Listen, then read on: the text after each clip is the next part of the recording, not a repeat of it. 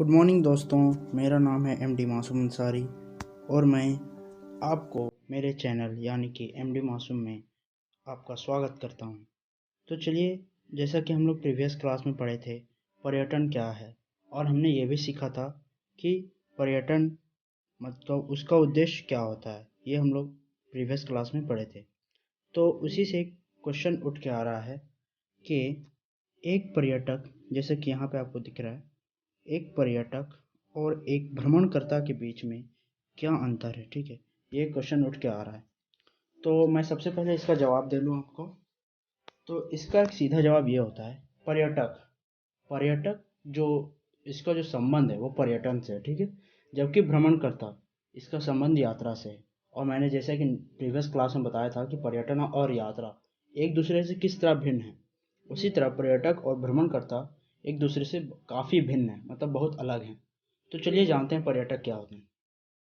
पर्यटक वे व्यक्ति होते हैं जो जो यात्री होते हैं, पर किस तरह के होते हैं, उनका कोई उद्देश्य होता है। ठीक है, अगर मान लो कोई एक व्यक्ति है जो पर्यटन करना चाहता है, तो उसका अपना एक उद्देश्य होगा। जैसे कि वो पहले से डेट फिक्स करके रखे कि मैं इतना तारीख को वहाँ पे जाना चाहता हूँ और मेरा क्या काम है, ये सब करके वो फिक्स करके जाते हैं। ठीक है, और मतलब पर्यटक वे व्यक्ति हो जो किसी उद्देश्य से पर्यटन करते हैं, उन्हें पर्यटक कहा जाता है। लेकिन भ्रमणकर्ता या फिर यात्री वे व्यक्ति होते हैं जिनका ऐसा कोई लेना देना नहीं है पर्यटन से। वो जो हैं एक मतलब किसी को नहीं, ना ही उनके पास कोई निश्चित तिथि होता है कि यहाँ हमको जाना है। बस वो एक स्थान से दूसरे स्थान तक मतलब यात्रा के रूप में जाने जाते हैं, वो यात्रा करना चाहते हैं बस। और जैसे कि कभी वो लोग मतलब बीच में अचानक टिकट ले लिए कोई जैसे ट्रेन का, तुरंत चल गए वैसे, तो उनका कोई ऐसा उद्देश्य नहीं हो। और पर्यटक जो होते हैं वो किसी स्थान पे अगर जाते हैं तो वो काफ़ी दिनों के लिए ठहरते भी हैं। लेकिन यात्री जो होते हैं कुछ देर के लिए जाते हैं, फिर वापस अपने काम खत्म होता है जैसे वो आ जाते हैं। तो इसको यात्री कहा जाएगा। लेकिन पर्यटक उसे कहा जाएगा जो कि अपनी यात्रा को एक उद्देश्य के रूप में करता है। ठीक है, आई होप आपको समझ में आ गया होगा। तो आज का जो मेन टॉपिक है वो आज हम लोग जानेंगे, जैसे कि पिछले क्लास में हम लोग ने पढ़ा था कि के पर्यटन क्या होता है, उसका उद्देश्य क्या है। तो आज हम लोग सीखेंगे कि पर्यटन के कितने प्रकार हैं। ठीक है, जैसे कि आपको ये हेडलाइन में आपको दिख रहा होगा, पर्यटन के विभिन्न प्रकार और पर्यटन के विभिन्न प्रकार और उसके रूप। ठीक है, ये हम लोग आज जानेंगे। तो चलिए शुरू करते हैं इस टॉपिक को। तो हम लोग जैसे जानते हैं कि पर्यटन एक काफ़ी अच्छा क्षेत्र बन गया है, व्यवसाय के रूप में भी, शिक्षा के लिए जाने वाले लोगों के लिए भी, और भी अन्य कारणों उद्देश्य से। जैसे हम लोग पिछले बार पढ़े थे आराम, मनोरंजन, आवास वगैरह, ये सब के बारे में जो जाते हैं उनके लिए।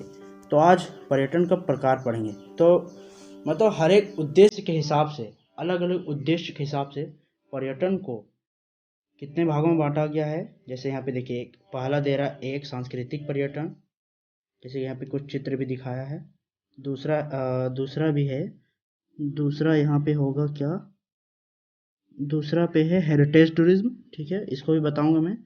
तीसरा है इको टूरिज्म, जैसे कि यहाँ पे आपको दिख रहा है, इको टूरिज्म इको टूरिज्म है। उसके बाद है जातीय पर्यटन, मैं इसके बारे में भी बताऊंगा आप लोगों को, जातीय पर्यटन। उसके बाद है, अब ये चूहे पर्यटन के बारे में भी बताऊंगा। यहाँ पे बहुत सारे डिफरेंट टाइप्स दिए हुए हैं। ठीक है, ये रहा चूहे पर्यटन। उसके बाद और मैं बताता हूँ, ये यहाँ चूहे पर्यटन के बाद उसके बाद है एक मेडिकल टूरिज्म। ठीक है, ये चिकित्सा के उद्देश्य वाला है, मेडिकल टूरिज्म। उसके बाद एक कृषि पर्यटन। ठीक है, और भी है। उसके बाद एक ग्रीन टूरिज्म है। तो मैं आज इतने सारे टॉपिक्स को एक बार में कवर नहीं कर पाऊंगा क्योंकि आज वीडियो थोड़ा लंबा हो जाएगा। तो मैं जितना हो सके लगभग 6-7 टूरिज्म के बारे में टाइप को बता दूंगा। ठीक है, आप लोग बिल्कुल बस बने रहिए मेरे वीडियो के साथ। ये हो गया। उसके बाद है एक टूरिज्म एडवेंचर टूरिज्म। ठीक है, 10 में है। उसके बाद है एक सतत पर्यटन। ये सारा मतलब समाज के प्रति जो सब पर्यटन है उसी को कहा जाता है। उसके बाद एक ठो और है जिसको स्पेस टूरिज्म कहा जाता है, अंतरिक्ष पर्यटन, जो अंतरिक्ष यात्री जो अंतरिक्ष पे जाते हैं। फिर मास टूरिज्म है। यहाँ पे बहुत सारे टूरिज्म के टाइप्स है। ठीक है, और भी है एजुकेशनल टूरिज्म। तो चलिए हम लोग जो पहला जो टूरिज्म है उसके बारे में हम लोग डिस्कस करते हैं। ठीक है, पहला जो टूरिज्म है उसके बारे में डिस्कस करते हैं। तो आइए, पहला जो है सांस्कृतिक पर्यटन है। सांस्कृतिक पर्यटन का अगर सीधा अर्थ में समझा जाए, तो अगर मैं बुक के डेफिनेशन के हिसाब से बताऊं, तो इसका इस तरह कहा गया है कि सांस्कृतिक पर्यटन किसी देश या क्षेत्र की संस्कृति, विशेषकर इसकी कलाओं से संबंधित पर्यटन का एक सबसेट है। मतलब कि सांस्कृतिक पर्यटन किसी देश या क्षेत्र जो होते हैं, जो हमारे लोकल एरियाज वगैरह हो गए, या फिर हम लोग का जो कंट्री है, या फिर बहुत सारे स्टेट्स हो गए, उनकी क्या चीज़ के बाद किस बेस पे है, संस्कृति और उसकी कला। जैसे बहुत सारे जो पुराने जो चीज़ें थी, कलाएं थी, बहुत सारे कला वगैरह, जैसे कि हम लोग झारखंड में जैसे बहुत सारा नृत्य है, जैसे कि सरहुल वगैरह में जो होता है नृत्य, वो सब हो गए। तो इसको क्या बोलते हैं, ये किसके अंदर आएंगे, सांस्कृतिक पर्यटन। और किस तरह के किस पर केंद्रित करता है, यह आमतौर पर पारंपरिक समुदायों पर केंद्रित करता है। ठीक है, समुदाय पर जिनके पास किस तरह के विविध जिनके पास क्या हो, जिनके पास विविध रीति रिवाज हो, ठीक है, कला हो, अद्वितीय रूप से विशिष्ट सामाजिक प्रथा, जो कि मतलब बहुत सारे जो ऐसे भी लोग होते हैं जो कि दूसरे स्टेट जैसे कि पंजाब, उसका भांगड़ा नृत्य होता है, तो वहाँ का कोई कला है, ठीक है, तो उसको दृश्य करने, उसको देखने के लिए जाते हैं लोग। तो ये किसके अंदर पर्यटन आ जाएगा, सांस्कृतिक पर्यटन। ठीक है, ये एक सिंपल मीनिंग था। मतलब जो पर्यटन किसी संस्कृति, किसी देश या उसके क्षेत्र की संस्कृति या कला के बेस्ड पे पर्यटन किया जाए, उसे सांस्कृतिक पर्यटन कहा जाता है। ठीक है, अब आइए नेक्स्ट टूरिज्म में होता है जिसको बोलते हैं हेरिटेज टूरिज्म। ठीक है, चलिए हेरिटेज टूरिज्म के बारे में जान लेते हैं।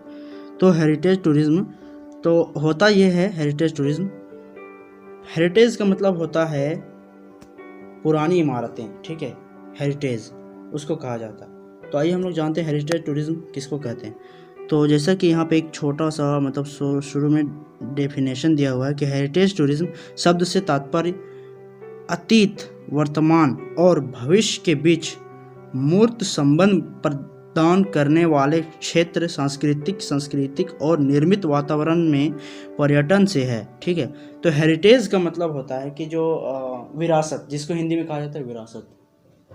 इसका अर्थ ये होता है कि जब कोई व्यक्ति किसी देश की मतलब विरासत को देखने के लिए, जैसे कि हमारा ताजमहल हो गया, वो क्या हमारा देश का विरासत है जो कि अतीत का है। ठीक है, या फिर वर्तमान जो अभी बन रहा है, जैसे कि अभी क्या बना हमारे देश में, जो स्टैचू ऑफ यूनिटी बना हुआ है, ठीक है, जो कि गुजरात में है, तो वो भी हमारे देश के लिए क्या है, एक अभी वर्तमान का एक क्या है, हेरिटेज है। ठीक है, और फिर जो भविष्य में बनने वाले हैं उनके लिए भी, उनके बीच में क्या है, एक संबंध बनाता है। जो इसको देखने के लिए जाते हुए लोग, जो हेरिटेज को देखने के लिए जाते हैं, तो वो हेरिटेज टूरिज्म के अंदर आ जाता है। ठीक है, अब जैसे कि एक उदाहरण है, इसके एक और मतलब डेफिनेशन है कि यह सांस्कृतिक पर्यटन की एक शाखा है जो अतीत की सांस्कृतिक विरासत को दर्शाता है। सही बात है, बिल्कुल, क्योंकि हेरिटेज का मतलब ही होता है विरासत। तो इससे जितने भी पर्यटन होंगे वो विरासत के अंदर अंतर्गत ही आएंगे, क्योंकि यह सांस्कृतिक पर्यटन है। ठीक है, उसके अंदर का एक शाखा है जो अतीत की संस्कृति को दर्शाता है कि क्या क्या अतीत में बना था, या फिर विरासत को दर्शाता है। ठीक है, अब जैसे कि इसको अंतर्राष्ट्रीय घटना के रूप में भी माना जा सकता है। इस पर्यटन को अंतर्राष्ट्रीय पर्यटन भी कहा जा सकता है, क्योंकि बहुत सारे देश की, जैसे कि एफिल टावर हो गया, तो वो पेरिस लंदन में है, तो बहुत सारे लोग भी जाते हैं, तो क्या अंतर्राष्ट्रीय पर्यटन के भी अंदर आ जा रहा है। ठीक है, अब उसके बाद हो जाता है ये कि जैसे ऐतिहासिक और सांस्कृतिक आधारों पर एक अंतर्राष्ट्रीय घटना के रूप में विकसित हुआ है। ठीक है, इस प्रकार के पर्यटन में मानव और व्यक्ति, जैसे कि इस पर्यटन के अंदर क्या क्या आते हैं, पेंटिंग, मूर्तियाँ, संग्रहालय, थिएटर और जीवंत कलात्मक रूप शामिल है।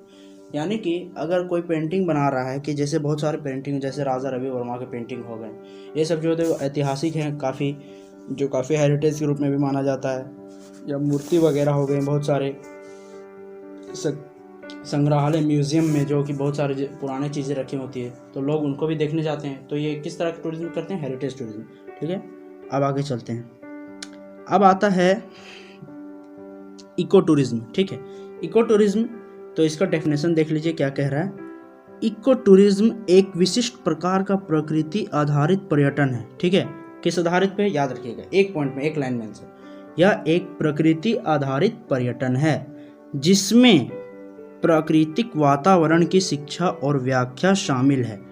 यानी कि अगर कोई व्यक्ति नेचर को अगर देखने के लिए जाता है या फिर उसकी शिक्षा हासिल करने के लिए जाता है, ठीक है, जो नेचर के बेस्ट वे एजुकेशंस होते हैं, उनको अगर शिक्षा हासिल करने के लिए जाता है या फिर प्रकृति के आधार पर जो पर्यटन बनते हैं उनको देखने के लिए जाता है, ठीक है, या उसकी व्याख्या के बारे में, उसके डिफाइन करने के जो उसके तरीके होते हैं उनको अगर देखने के लिए जाता है तो उनको इको टूरिज्म कहा जाता है। इको का मतलब ही होता है कि जो नेचर से लगाव वाला हो उसको कहा जाता है। ठीक है, तो जैसे यहाँ पे दिखाया जा रहा है कि इको टूरिज्म को अक्सर प्राकृतिक परिस्थितियां प्रणालियों के संरक्षण का समर्थन करने के लिए संभावित रणनीति माना जाता है। ठीक है, इसको कहते हैं इको टूरिज्म। अब इको टूरिज्म के अंदर बहुत सारे जो चीज़ें होती हैं वो सब आ जाते हैं, जैसे कि अगर कोई आदमी किसी जैविक उद्यान या फिर वगैरह सांस्कृतिक संरक्षण को या फिर ऐतिहासिक, जैसे मान लीजिए बहुत सारे जो संस्कृति मतलब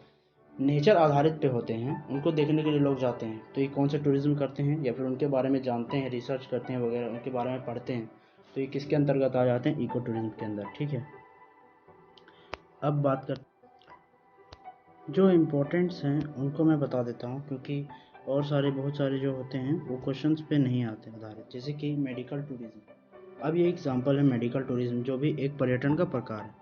तो चलिए मेडिकल टूरिज्म को हम लोग जानते हैं कि क्या होता है मेडिकल टूरिज्म, जैसा कि यहाँ पे दिखाया जा रहा है। ठीक है, तो मेडिकल टूरिज्म क्या होता है? मेडिकल टूरिज्म एक शब्द है जिसका उपयोग अंतर्राष्ट्रीय सीमाओं के पार तेजी से बढ़ते अभ्यास का वर्णन करने के लिए किया जाता है।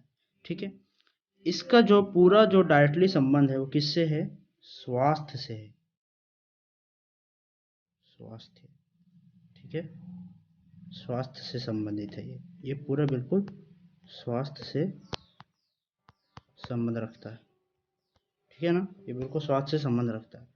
तो मेडिकल टूरिज्म में जैसे कि अगर कोई व्यक्ति बहुत ज़्यादा बीमार है बहुत समय से, तो उसका इलाज अगर मान लो किसी हमारे जैसे बहुत सारे जो अगर मान लो किसी तरह से उसका इस देश पे इलाज नहीं हो पा रहा है, या फिर अगर यहाँ पे मतलब इलाज करने में बहुत सारी असमर्थताएं हो जा रही हैं, तो वो क्या करते हैं कि उनको अगर यहाँ के डॉक्टर सलाह देते हैं कि नहीं आपको वहाँ पे उस देश पे जाना होगा क्योंकि वहाँ की थोड़ी अच्छी टेक्नोलॉजी वगैरह है, तो वहाँ पे अच्छा से इलाज हो सकता है। तो अधिकतर जो होते हैं जैसे कैंसर के पेशेंट जो होते हैं वो अधिकतर फॉरेन जाते हैं इलाज के लिए। ठीक है, तो कहीं ना कहीं वो भी एक पर्यटन कर रहे हैं, किस बेस्ड पे? स्वास्थ्य के सही करने के लिए, तो मेडिकल टूरिज्म उसको कहा जाता है। और याद रखिएगा एक बात, मेडिकल टूरिज्म का दूसरा नाम स्वास्थ्य पर्यटन है। ठीक है, हमेशा याद रखिए, क्वेश्चन 1 नंबर के लिए आ सकता है।